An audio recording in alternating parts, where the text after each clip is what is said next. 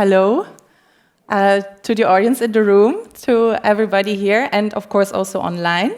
I'm very happy to participate and moderate this opening panel.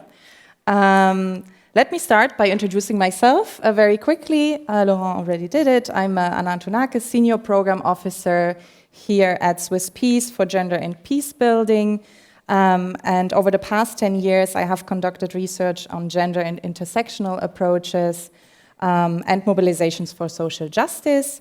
And if you want to know more about gender and peacebuilding within SwissPeace, please approach me or my colleague Yasmin Jana, who is sitting right here, also in the first row.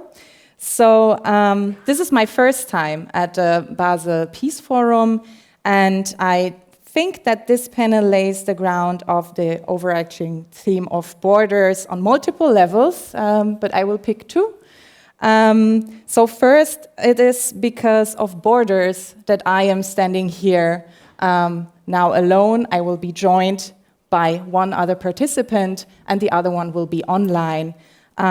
Because even though borders are a social construct, as we have read also in the intro to this Basel Peace Forum, they have material consequences on who gets to travel and who gets to travel where easily. It's also about easy processes and timing. So, of course, we are very happy for the new hybridity that we can cross borders with the new technologies. But I think when looking at international peace conferences and mediations, the materiality of who gets to sit at the table is and remains very crucial. So second, and here we're coming closer to our topic of discussion, already in early feminist internet research, there was this utopia and of the possibilities of crossing borders, borders of gender, of nations, ethnicities, the idea of really deconstructing everything and creating peaceful spaces online. So, and indeed, building transnational feminist alliances across borders and challenging patriarchal power structures, addressing also global systems of oppression and violence, state violence and also domestic violence, making it more visible, at least discursively, seems to be facilitated through social media. And it also, and I think there we can also agree, facilitates different forms of activism for peace and justice. Especially in the last decades, we have seen that, and we will delve into that in this panel more. So women's organizations, advocacy groups, feminist networks alike can connect more easily, bear witness to violence, do healing work, memory work, archiving work, and also mobilize in transnational solidarity. But on the other hand, there are many ambivalences when we want to ground our peace work in the digital spaces online that we want to explore today as well. So just as a reminder that this neoliberal promise of more just societies by enabling participation and representation only online has been under important critique in feminist scholarship. We point out the ambiguities in media usage, vulnerabilities of feminist networks, and of course, possible amplifications of violence, and in particular, gender-based violence online, and personal attacks that go especially against very visible women who speak up. So, after this short intro, let me assure you again that I'm happy to welcome you to this hybrid event. I hope everything will go well with the technology. And I want to talk with my two panelists on how they navigate networked publics. So this networked publics as the intersection of people, technologies, and practices. How they use them for their activism and advocacy for peace, but also in scholarship. So in the first round, we will hear more about our contexts, our resistances, and sharing stories in times of war and conflict, in particular in Yemen and Tigray. And in the second part, we share more about our concepts for analysis, the importance of sharing stories on a more conceptual level as well, tools and feminist scholarships and networks. So I am more than happy to have two speakers who have agreed to join me for this discussion and bringing everyday stories and resistances in times of war from the margins to the center, and here I'm quoting bell hooks. And in particular, as in these times, bringing marginalized voices and feminist statements, in particular black feminists, feminists of color from the South and in conflict-affected regions, they are being made hyper-visible on the one side, tokenized on the other side. Their stories, narratives, and analysis are being distorted and reduced easily, politicized, used for polarization. So it demands a lot of energy and also trust to navigate these spaces and get visible. So once again, thank you very much. That's the background also for why I'm so happy that you joined me in this discussion. And I will introduce the first speaker, Dr. Tigist Hussen, who is joining us from South Africa. And she works in the Women's Rights Program at the Association for Progressive Communication. Hello, Tigist. She works in the Women's Rights Program there.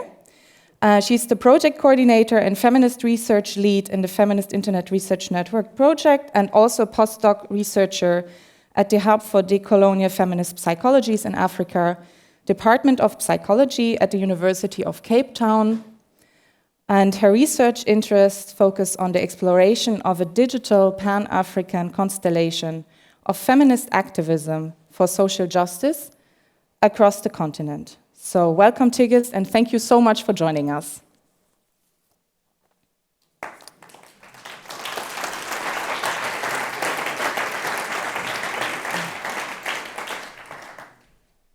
And the second speaker that I have the honor to introduce today is based in Brussels.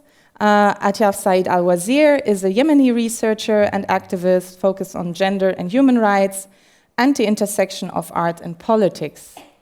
And her peacebuilding work intersects across social justice issues. So she's passionate about rethinking security, bridging the divide between the domestic and the foreign, and exploring the links between cultural heritage, memory, and identity. And she's also a writer and a blogger whose work explores the concepts of identity, sexual trauma, exile, and home. She has worked in non-governmental organizations and research institutions in Washington, D.C., Cairo, Sana'a, Tunis, Beirut, Berlin, Lille, and Brussels. And in 2011, she actively participated in the Yemeni revolution, documented the events on her blog, Women from Yemen, and co-founded also Support Yemen, a storytelling and media advocacy collective. So welcome to Atiaf as well. And maybe to kick off our discussion and get into the room, and also the idea of storytelling in times of war, I would like to watch a quick part of her TEDx talk before we actually see her here on stage. TEDx talk is called On the Other Side of War, that I can advise you all to watch. And we're just getting a quick glimpse as a sort of introduction to see what we're discussing today. So thank you very much, and thank you for coming.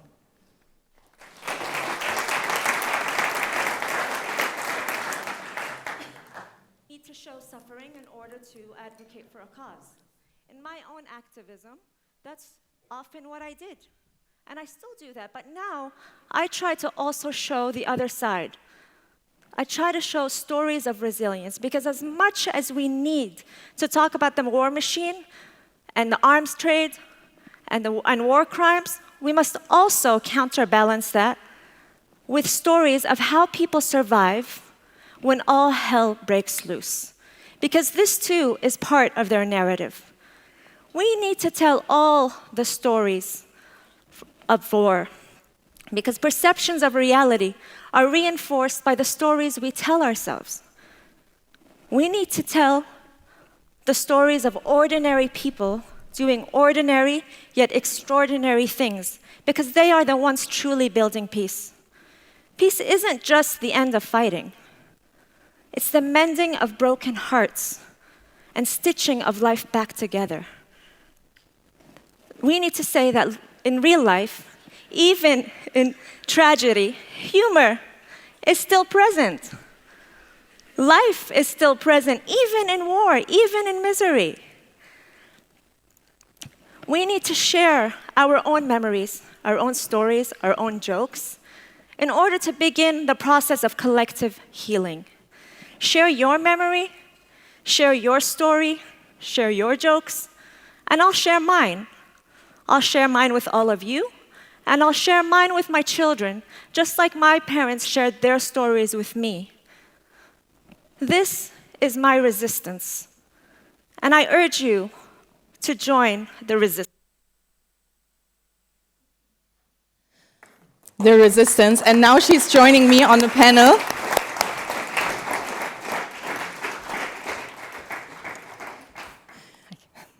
Thank you so much for coming, Atiaf. Thank you.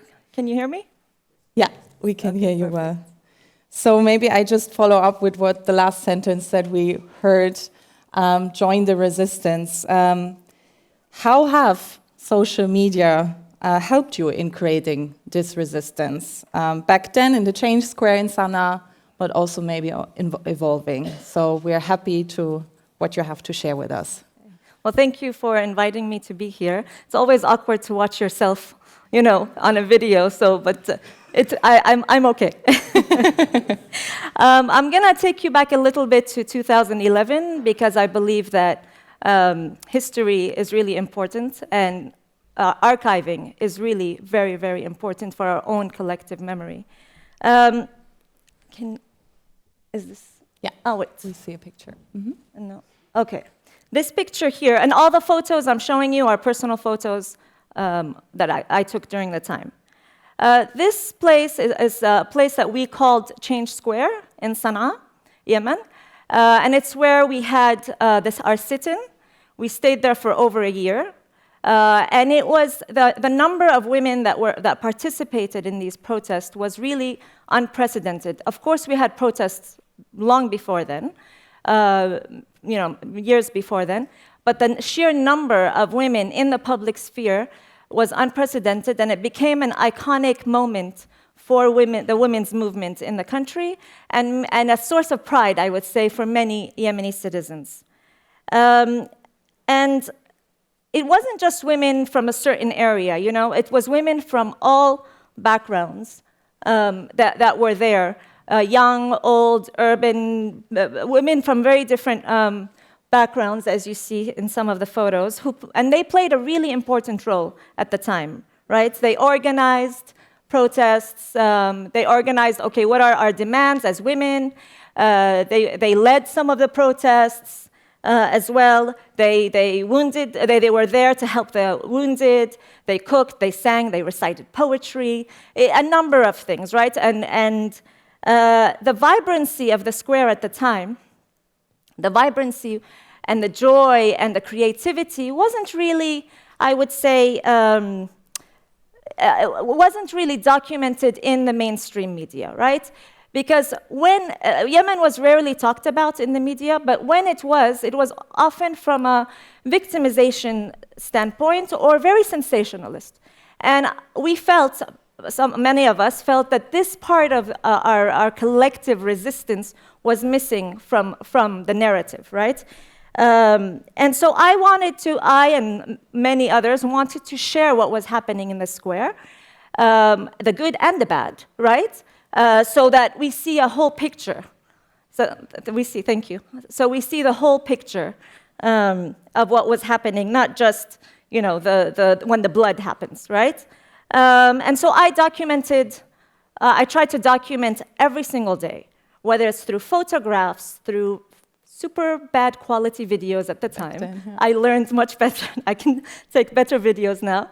But videos, photographs, I wrote commentaries about things that were happening on a daily basis. And I focused a lot on women, but I also talked about the everyday. So from how do we make tea in the tent without having a stove? How do we cook? What do we do when we don't have electricity? Who has the generator? Just the simple everyday struggles and the creativity of people in coming up with solutions every single day. Every single day we had problems, and every single day someone came up with a solution. And so I housed all this information on my blog that I named Woman from Yemen. I didn't have my name for security reasons at the time. And then I started to post these on either Facebook or Twitter. And with Twitter, a lot of people picked that up. I realized, oh, this is a really good way of reaching outside the Yemeni border, right? I was able to connect with policymakers, with journalists, and when I realized the importance of this, I printed a manual on how to use Twitter in Arabic, and I gave workshops inside the square on how to use Twitter, because it's quite intimidating at first. And so we just held, different workshops, and then people held different workshops for other people who learned, etc. And of course, I wasn't the only one doing this, okay? There were massive amounts of people doing this kind of work and documenting. And yeah, this is just one example of, how we raised awareness inside the square. We had multiple bookshops or libraries for people to sit and read and raise awareness. This was just the name of my blog. This is a family, a mother and her 2 daughters, who were there all the time, Arwa Athman, the woman with the camera, and they were documenting everything all the time.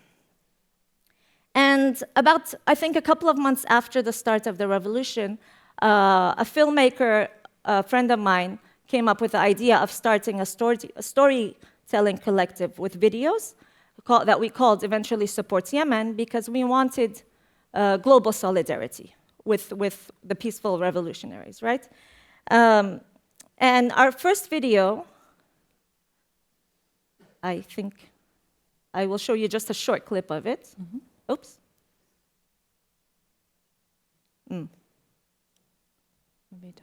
You know what? This was our first video. I'm not sure. Yeah, it's not working. It's okay. This video was intentionally made in English because we wanted to reach out to a global audience, right? And then we translated it with the help of Yemeni diaspora and activists that we had connected with online in many different countries into various different languages, right? And when it got picked up by CNN, that was the first international mainstream media agency, afterwards, so many journalists started to cover what we are doing and the protest and things like that. And the more I think, and this of course led to more coverage of the protests, but of course, like any tool, I would say social media or the internet has its downsides, right? And so, for example, like today, access to the internet in Yemen isn't for everyone. A very small amount of people have ability to access the internet, right? It's difficult, it's unreliable, it's slow, it's costly. And at the time, none of us had internet on our phones. It wasn't possible. So what did we do? We ended up going to the media tent. We called this the media tent in the square. I spent a lot of my time that year inside this tent. And it's where we recharged our stuff. They had a generator, they had internet, and we would post our things there. But it was often crowded, right? And so we ended up going sometimes to a nearby cafe, and they had a lot of places to charge our things, and that's where we ended up sending our stuff or uploading our stuff online. And the more, of course, we had, the more, I would say, coverage there was, the regime had to think of innovative ways to attack us, right? Something where they're not really in the limelight. And so they resorted, I think, one day to a very common, I would say, global patriarchal tool, which is shaming women, right? And so the president at the time came up with gave a speech saying that the women who are in the square are indecent because of the mixing between the men and the women, right? And this was intended to tarnish our reputation. And reputation in our country is a very important thing because it's a communal.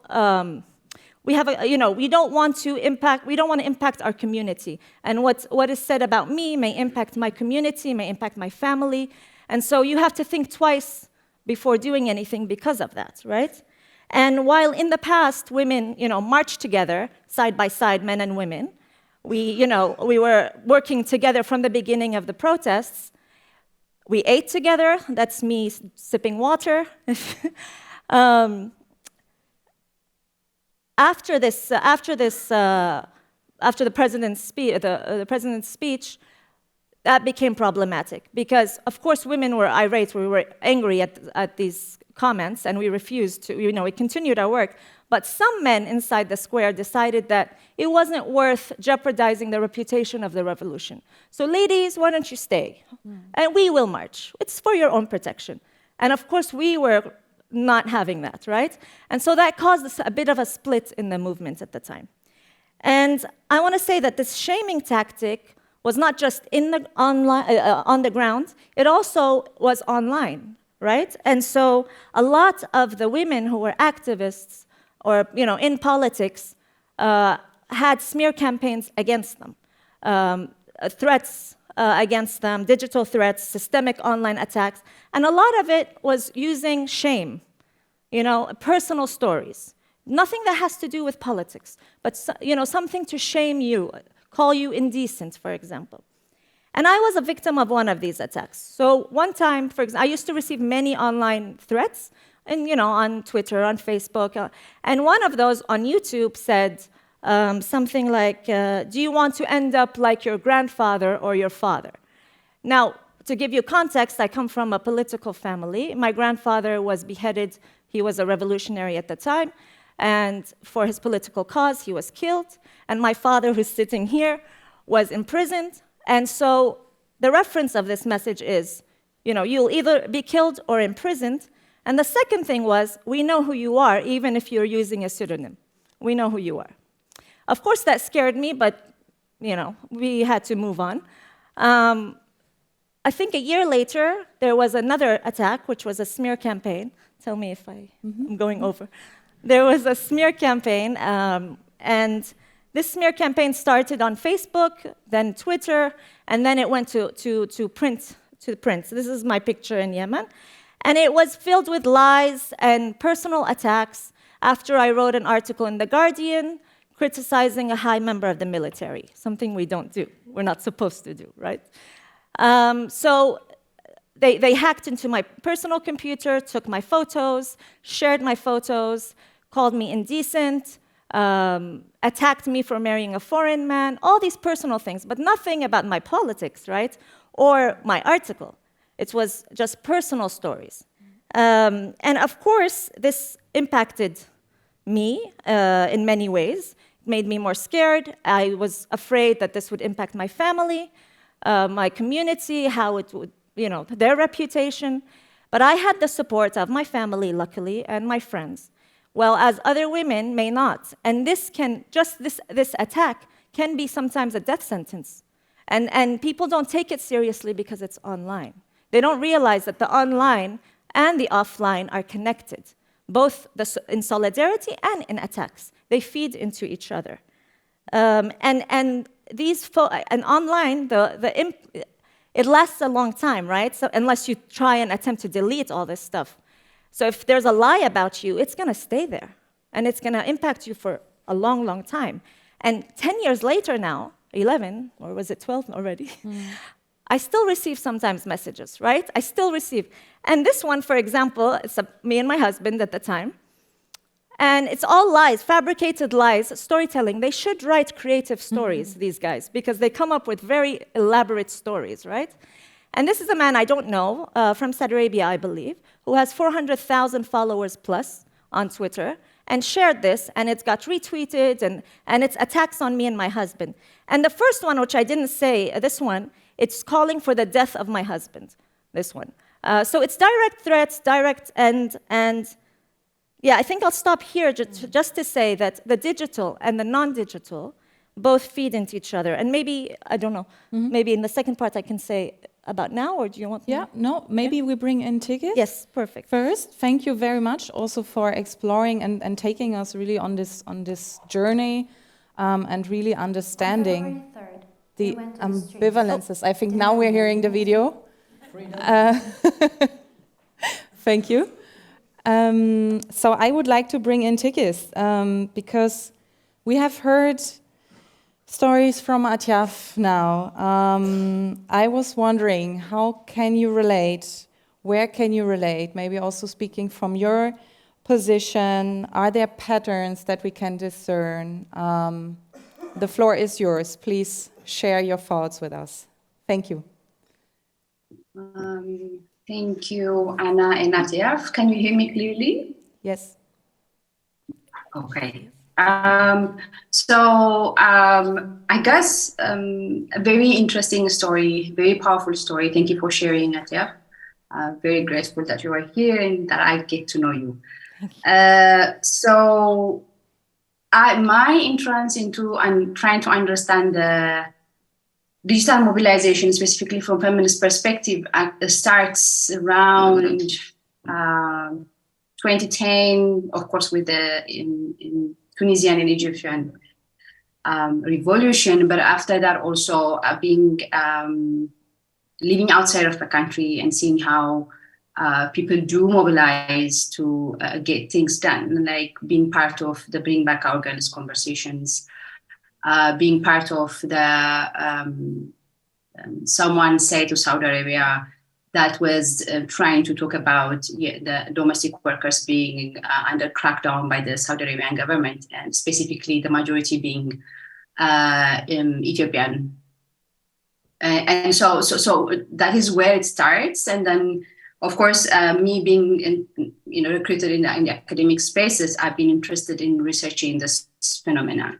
But politically speaking, I am very much interested in understanding the Pan-African feminist constellation of movements, how one movement travels between different African countries and how it impacts societies and cultural values and so on.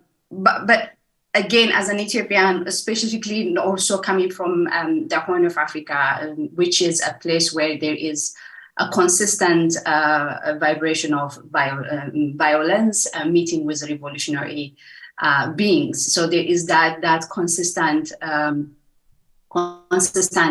friction that we live through. I grew up through. I have been saying that this is my second war to witness, and I'm not that old, as you can see.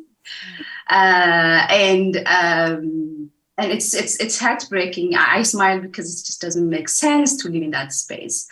It's very exhausting, of course, and most of the time it's heartbreaking.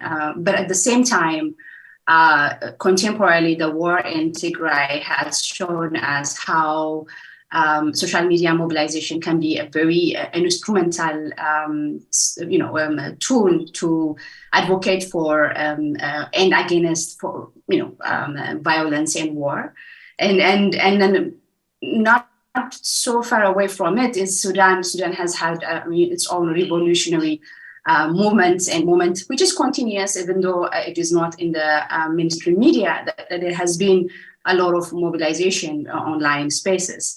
And throughout Africa, we have been seeing the ways in which people do feminist mobilization and how women get into these movements. And then again, as Atiaf said, how they actually get into the sideline when things get, in terms of call it sexist or whatever. And recently we've seen it in Sudan revolution.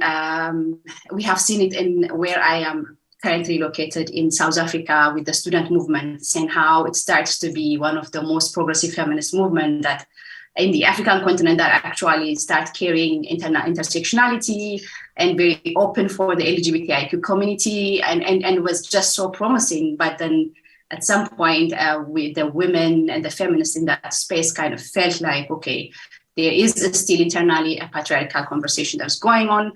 And then there is a particular way in which women are expected to perform, and they were rebelling against it. And then that created a counter movement within the movement itself. And the same way as Atiaf articulated it, it's kind of split it. And I think similar things were happening in Sudan too. So there is this consistent story that are very pattern-based and similar across the continent. And also it's good to hear in other places too. So for me, then, yes, of course, we need the social media spaces. We need the online spaces, because that is what we forget, because the public space are not open for women and marginalized communities. That is the main reason why people migrate to the social media or other places. If it were open for everyone, we wouldn't be having this conversation right now, because we are equally influencing politics. But no, that is why we have these counter places. But then when we get into these counter public places, then again, we get marginalized in those counter public places. And then we create our counter public spaces. And it goes on that way. It's very exhausting, but then that is the reality. And that is what is so fascinating about this space. And basically, that is also one of the reasons why my PhD was based on that. And then the second question that you have asked, Anna, is about a question of the archive. And again, I am very much interested in having this conversation further and even exploring from a research perspective about the question of archive. Of course, the online space is very important for this kind of things, but at the same time, over and over, I am reminded that, but this archive that we talk about doesn't belong to us. Facebook, Twitter, and others are actually originated somewhere else. All the private company who have the idea of profit making out of your data. And so even the idea of archive is not registering in that space. Rather, it is just the data that can be exploited for research and other things. And I firstly experienced that when we had, part of my research was really trying to understand the Feminist movement and what went wrong. And then in that space, I couldn't access the data because Twitter was blocking some of it. And so to go there, you kind of have to pay about it, or you have to hack or what. And I think like, okay, so in terms of the question of the archive and sovereignty of your data, there is something that doesn't connect there. So ideally, of course, theoretical perspective, you can say, it's been archived somewhere. But what is that really? And how are we going to get our data? Because it has been a knowledge production that has been done by the African woman or by the African men. So that in itself is very problematic for me. And then the third one you mentioned, and you have to tell me about the time because I'm not paying attention time. The third important question that you have asked is about violence in the online spaces and how it marginalizes. And that, for me, consistently what I see is we keep saying, at least we transition to this space where we talk about there is no online and offline violence. They actually, they are a continuum, and they happen sometimes together. So they happen one after the other, but there is a connection. We keep saying that. But what we forget is we tend to forget to put the body at the center of it. It's the body online that is being threatened and the body online that is being violated. It is again the body on the line, which is like really in front of the military man or the masculine man who is going to punch you or whoever it is. Your body is on the line consistently. And then the tragedy for me, whenever people say about this keyboard warriors, is that actually the body was on the line, and at the same time, the body was online through the phone. So there's that connection that we keep forgetting about violence. And the moment you put in the body on the center, you can see how. I think now the connection is getting pretty bad. Okay. The connection is getting pretty bad. Someone comes and tells you, like, I have been harassed. Oh, sorry, can you hear me? Now it's coming back. Maybe you want to make one last point. I noted already so many. Your intervention is so rich. But maybe you want to come to an end, but we hear you now. You're back. I was about to finish, actually. Amazing. So we kind of have to think about the body as part of the conversation so that it can actually help us to clear out what we are up against, so that it doesn't have to be this encrypted word around online gender-based violence, technology transfer, facilitated violence. These are very data-based and very coded language. But when you put the body on it, it's clear. It's clear why it is dangerous, why it is a marginalized space, why it needs to still be cleared out in terms of policy making, in terms of intervention from different places. It has to clear it out because it's always an attack on the body, mostly on women and the LGBTIQ community. Let me stop here and I'll come back later. Thank you so much. Thank you so much, Tigist. I see that we don't have so much time left, but I would like to give both of you the word for a second round, because we've heard now many different things and important points. We also discussed kind of different patterns. Tigist, I'm very thankful that you mentioned the question of who owns the data and the platforms that we are using. Maybe, Atiaf, do you want to quickly follow up? I would really ask you to maybe have a 3 to 4 minutes intervention max, so we can maybe also have one comment and question afterwards from the audience or from the online world about the role of art. I think this is something that you were also researching then as maybe something that can powerfully be manifested in the spaces. Yeah, sure. Thank you, Tigist. I really enjoyed your intervention, and I love this idea that the body is at the center of it. And I think you're right, it's really vital for everything, right? Because when we do research on people, we sometimes forget that their bodies, they have emotions, they are there, they are real, you know? And I think this is part of the reason why in the last 10 years, I moved a little bit away from this maybe I would say the advocacy sector and more into the arts, because I felt that sometimes I am put in a corner. You know, let's say I go to an advocacy meeting or something, and one of the common questions is, do you represent all Yemeni women? And I think this is important for peace building and rethinking how we do things. And it's a question that often baffles me. Of course I don't represent all the women. And we don't ask a woman from Basel, do you represent all women in Switzerland? Of course not. You know, we give women here the right to be diverse, to have different political opinions. But when it comes to us, we're supposed to look one way, be one thing. And when we don't fit the idea that the other person has of what a Yemeni woman should look like, think like, then we become the people that don't represent. And I just say this because I think it's an important space to please rethink this. But this is one of the reasons why I turned to art. Because when I'm doing my art, when I'm writing poetry, when I'm sketching, when I'm writing a fictional story, I am beyond these limitations of identity. I am beyond the gaze of the outside. I am beyond the fear of war. I am just creating, and I'm creating. And whenever you create something, it's positive. You know, you're creating something new. It's beautiful. I'm breathing beautiful energy into this world. And I think that's peace building.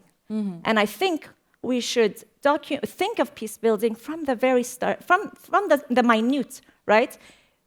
Every woman, every person, every single day is coming up with, with obstacles and coming with solutions. You know, we should all write down these solutions. We're all creative. We all come up with things. And I think that's what the peace building sector needs, you know? We say that the personal is political. Mm-hmm. Let's make it really happen. Let's look at all the minute things that we do from our daily lives, you know? And I think, I will stop here, but I think for me, we are all doing some sort of art every single day. We're here, and it's a really terrible world, and I think we should be proud of ourselves for that. I will stop here. Thank you, Atiaf. Thank you so much for so wonderfully also. We have an art exhibition downstairs as well. So I'm very glad that this is also mirrored here in the forum. Speaking of writing poetry, that makes me think of Tigist, your latest edition that just came out. We can screen it. It is called On Holding Half the Sky, Stories of Resilience from the Horn of Africa.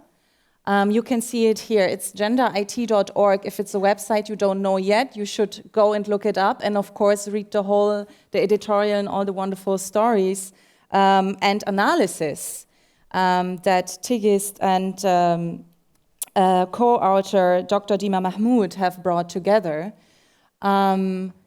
Maybe, Tigist, you want to share with us something about this edition, how it came together, what was the importance. We have 5 minutes left. Please go ahead and introduce us a bit. This is a hybrid event. We're taking this home to our living rooms, to the train, so we can continue reading and learning about this. Tigist, the floor is yours. We see you here. So. Thank you, Anna. Thank you. So yeah, I want to continue from where Atiaf ended about peace building. I think peace building, I have also written somewhere else about whenever people talk about peace building, they actually want to get into how do we start the peace building stuff? And people are really shut down or shut off from speaking about the conflict and the hurt and the pain, because you kind of have to clean up that before we get into that space. And in many places, we felt that, Africa, specifically the Horn of Africa, women are not yet being represented. We know that the Horn of Africa is seen as one of the really highly conflict-based place where there is so much war and displacement and stuff. But again, the story of resilience, the story of resistance, the story of peace building among each other is not being told about. But at the same time, in the mix of it, there is also hurt, there is also pain, there is also really sadness around fear of what's going to happen tomorrow. At the same time, there is also a birthing of the future. So my beautiful sister, Dima, who is also here, and she's also a Nubian Sudanese feminist who works with me in many, many, many places, in this world and beyond. And we've been trying to think about how to visualize these stories and again, talk about it beyond the idea of the sensationalized news, talk about it beyond like, what is this story? Like, can we talk about these resilient stories? And so, yeah, it starts there. But the one thing that I want to add here is it was made possible in gender IT because we prioritize the story as opposed to the digital. I think we are now being very distracted with bringing in the digital into every spaces that we forget that actually the digital can only exist with the stories. So the stories have to come first. The stories have to be given space first. That is why it is there. That it's not about the IT specialists to come and talk to us. Of course, we do love, but then it's also have to be inclusive enough for people who don't have any idea about IT, but who have a story to tell. And so if you look at it, it's an IT place. I mean, gender IT is a tech place, but at the same time, that space radically rebels against the idea of this is for tech-oriented conversation. Rather, it kind of opens it up and say, like, here is where we want to talk about, and this is what we're going to talk about. And yeah, it has been a magical response. I'm very grateful that Dima is here also, and she and I have worked very hard on this. And the stories are very powerful, and they have received a lot of review so far. And I am inviting everyone in the room there to really read it and reflect on it and send us your gift, your feedback. You can find us on Twitter, or you can also share with the email. Whatever helps, it would be good to listen from other people's view. Thank you so much for the place. Thank you. Thank you.